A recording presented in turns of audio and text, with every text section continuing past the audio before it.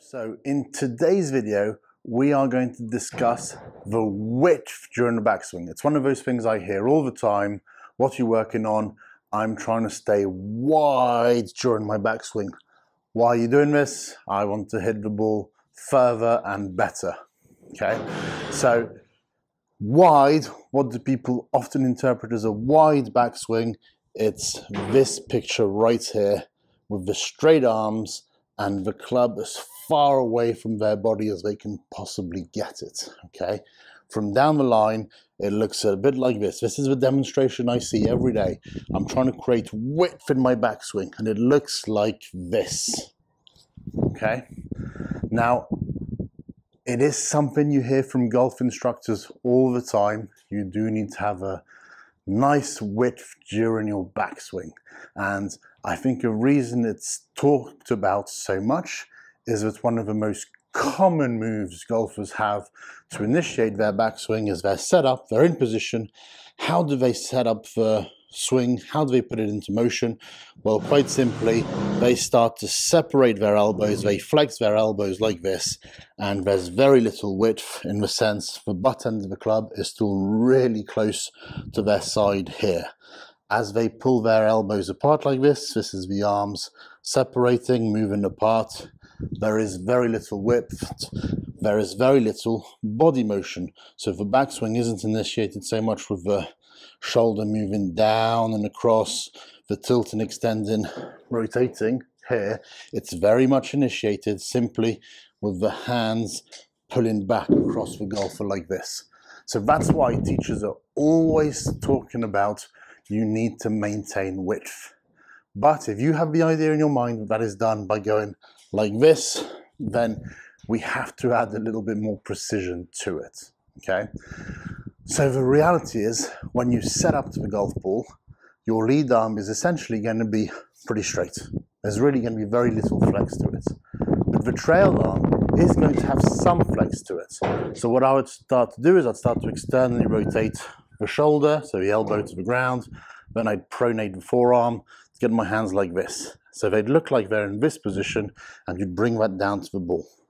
From face on, it's this motion. You externally rotate the shoulder, you pronate the forearm, you're in position here.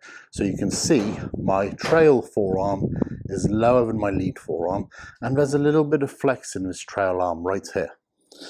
Then, as we make the backswing, the reality is that this arm, the trail arm, is going to start to bend more, because if you think of the shoulders, the lead arm and the trail arm as forming a triangle, this side of the triangle is constant. The lead arm is going to stay straight, so it's constant as well. So as your lead arm starts to adduct across your rib cage like this, it means the trail arm has to start to bend some to accommodate this move, like so. And it's important that it flexes and not have a move where the trail shoulder starts to excessively flex upwards. So what does this look like? I'm in position, extended, rotated, pronated. I'm here. I start to make my backswing, and I'm going back up and in with a club face, and incrementally, gradually, throughout the time and space of the backswing, the trail arm is starting to flex a little.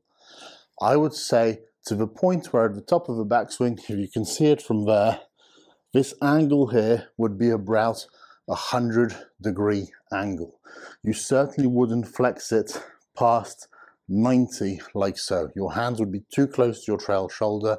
You're losing some of your structure at the top, okay? So when you're talking about depth, no, there is going to be some flexing. It's the amount that matters, but it's also the direction which you travel. Because I would say the width is pretty much governed by the fact that your lead arm stays straight. So your hands are this far away from your shoulder complex pretty much at all times. And I think that space, you could say, becomes a little smaller as the lead arm starts to adduct across the rib cage. So the hands are a little bit closer to my mid-chest here than they were here.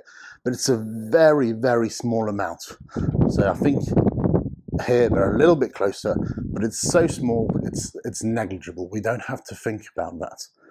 What we do need to think about is the trajectory the hands take when we are making this backswing. So this width is governed, it's set, we turn the hips, turn the shoulders, extend, tilt, and we end up in this position here. Now what have I done? My hands, again, have gone back, up and in on an arc.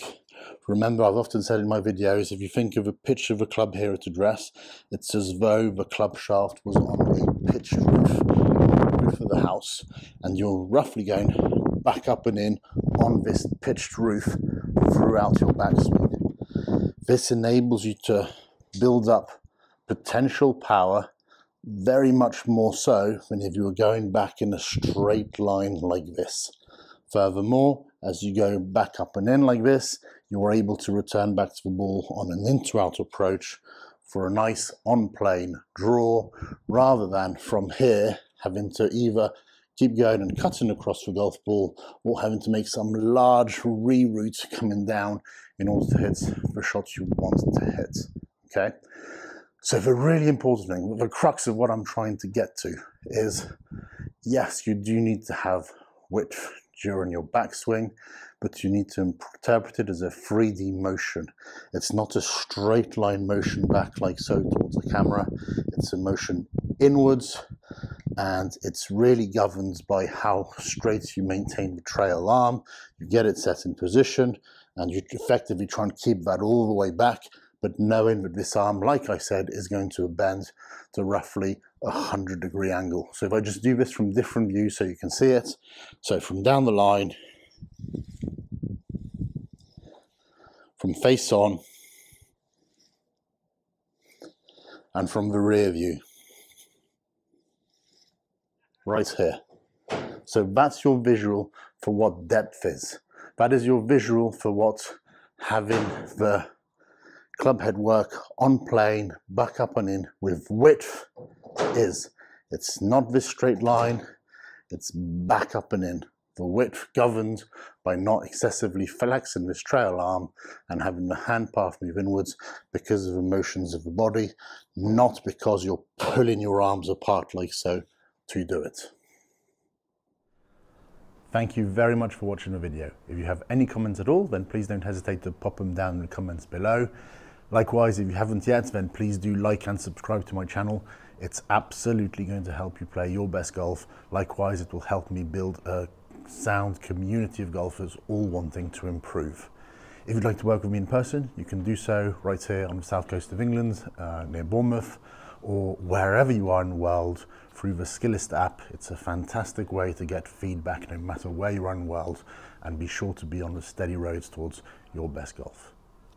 Happy golfing.